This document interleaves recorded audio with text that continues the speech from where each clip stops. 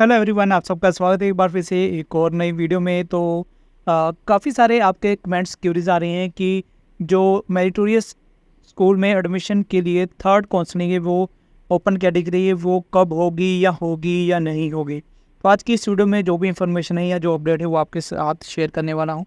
तो देखिए, यहाँ पर सबसे पहले बता दें कि जो भी फर्स्ट काउंसलिंग थी तो उसमें जितनी भी ओपन कैटेगरी की सीटें थी वो तकरीबन फिल हो चुकी थी। सिर्फ गुरदासपुर में ही कुछ सीटें जो थी वो वैकेंट रह गई थी। उसके बाद एक लेटर जारी किया गया था कि 25 जून को जो भी स्टूडेंट हैं वो अपनी अटेंडेंस दें, नहीं तो उनको एब्सेंट या सीट को वैकेंट शो कर दिया जाएगा।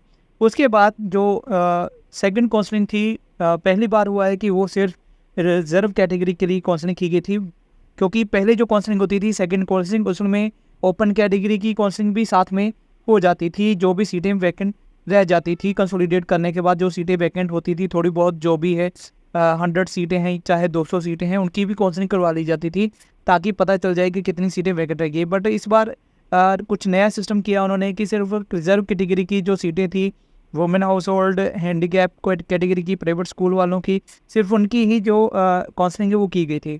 अब उनसे जो सीटें वैकेंट रह गई हैं या फिर जो ओपन कैटेगरी में जो स्टूडेंट एब्सेंट थे या जो छोड़ के आ गए हैं या जिन्होंने ज्वाइन नहीं किया था, उनकी सीटों को, सभी सीटों को कंसोलिडेट करने के बाद ही कोई काउंसलिंग जो है वो करवाई जाएगी। उसमें कुछ समय लगेगा, टाइम लगेगा। बाकी डिपेंड करता है डिपार्टमेंट के ऊपर कि वो काउंसलिंग कब अनाउंस करते हैं या नहीं करते हैं।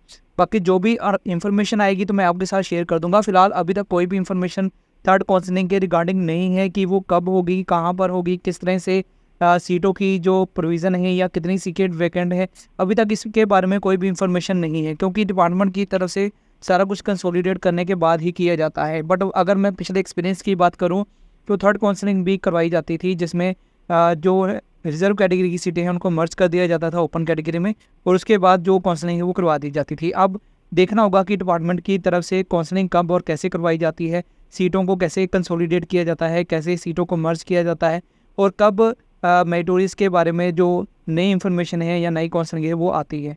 तो मेरी तरफ से आप सभी को एक ही सजेशन है, चाहे आपका मेरिट लिस्ट में नाम था, चाहे आप मेरिट लिस्ट आपकी कम है, आप किसी न किसी स्कूल में एडमिशन ज़रूर ले लें। बाकी जो भी काउंसलिंग होगी, अगर आपका उसमें नाम आएगा तो आपको वहाँ पर जाके काउंसलिंग करनी पड़ेगी, और वहाँ पे डिपेंड करेगा कितनी सीटें वैकेंट हैं और आपको कहाँ पे सीट मिलती है। तो इसलिए आप किसी न किसी स्कूल में ज़रूर एडमिशन ले लीजिए। उनको बता दीजिए कि आपने मेरिटोरियस का भी एग्ज़ाम दिया है, जब आपका एग्ज़ाम क्लियर हो जाएगा तो आप वहाँ पे जा सकते हैं। उस तरह से आप, अगर साल की फ़ीस है तो आप 1 मंथ की या 2 मंथ की उनको जो फ़ीस है वो ज़रूर दे दीजिए, ताकि जब आपकी काउंसलिंग हो या जो भी अपडेट आएगी उसके अनुसार आप अपना जो डिसीज़न है वो ले सकते हैं। अगर मैं स्कूल ऑफ एमिनेंस की बात करूँ तो 5 जुलाई उसकी लास्ट डेट थी फर्स्ट काउंसलिंग की स्कूल ऑफ एमिनेंस की। अब उसके बाद भी अगर सीटें वैकेंट रह जाती हैं तो उसके स्कूल ऑफ एमिनेंस के लिए भी सेकंड काउंसलिंग जो है वो करवाई जा सकती है, ताकि सीटों को कंप्लीट किया जा सके। बाकी और भी कोई अपडेट आती है तो हम आपके साथ शेयर करेंगे। काफ़ी सारे कमेंट्स आ रहे थे, तो देखिए जो भी अपडेट थी वो नहीं आ रही थी, इसलिए मैं कोई वीडियो नहीं बना के आपके साथ शेयर कर सका, कि कोई भी इंफॉर्मेशन आपके तक नहीं पहुंचा सका।